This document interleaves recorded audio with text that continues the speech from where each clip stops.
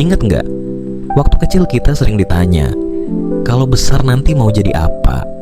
Jawabannya selalu penuh semangat.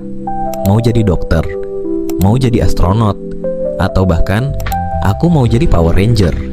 Tapi sekarang, saat kita dewasa, banyak dari kita yang merasa, kok mimpi-mimpiku dulu terasa begitu naif ya? Pernah nggak kamu berpikir seperti itu? Dulu, semuanya terlihat sederhana. Kamu bermimpi masuk ke sekolah favorit yang terkenal di kota. Kamu membayangkan kuliah di kampus impian dengan jurusan yang keren. Mungkin kamu ingin jadi dokter yang menyelamatkan banyak nyawa, insinyur yang menciptakan teknologi canggih, atau bahkan artis yang menginspirasi dunia. Saat itu, semuanya terasa mungkin. Tapi kenyataan kadang tidak seindah bayangan. Menurut riset LinkedIn, 60% pekerja muda di dunia tidak bekerja sesuai dengan cita-cita masa kecil mereka. Dan lebih dari itu, di Indonesia, data BPS menunjukkan ada 7,27 juta orang yang masih menganggur per Agustus 2024. Artinya, banyak orang yang bahkan belum mencapai langkah pertama dari mimpi mereka. Tapi apakah ini berarti mimpi-mimpi kita salah? Atau kita gagal? Jawabannya tidak. Ini adalah bukti bahwa hidup itu dinamis. Realitas seringkali memaksa kita untuk menyesuaikan langkah, bukan menyerah.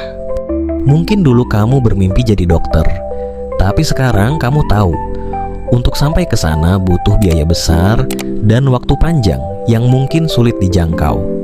Atau kamu ingin kuliah di kampus favorit, tapi ternyata jalurnya penuh tantangan, mulai dari nilai, biaya, hingga persaingan. Dan pekerjaan, dulu kamu membayangkan kerja di gedung tinggi, pakai jas rapi, gaji besar.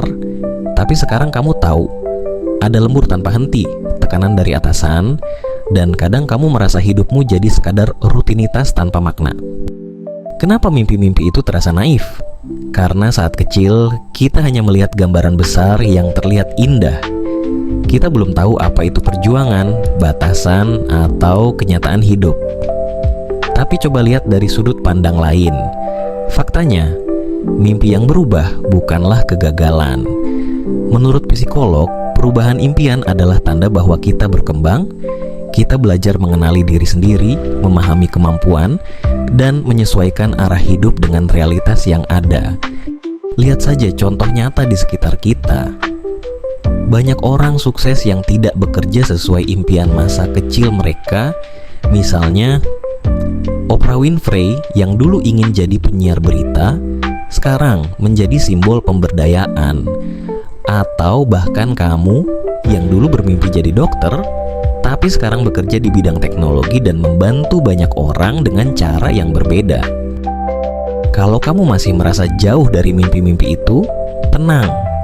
Hidup bukan tentang mencapai satu tujuan, tetapi tentang menemukan makna di setiap langkahnya. Kalau sekarang kamu sedang menganggur atau merasa stuck di pekerjaan yang tidak kamu suka, ingat, ini hanya satu bagian dari perjalananmu, bukan akhir cerita. Jadi, apa bekal yang bisa kamu bawa dari sini? Pertama, jangan takut untuk menyesuaikan mimpi.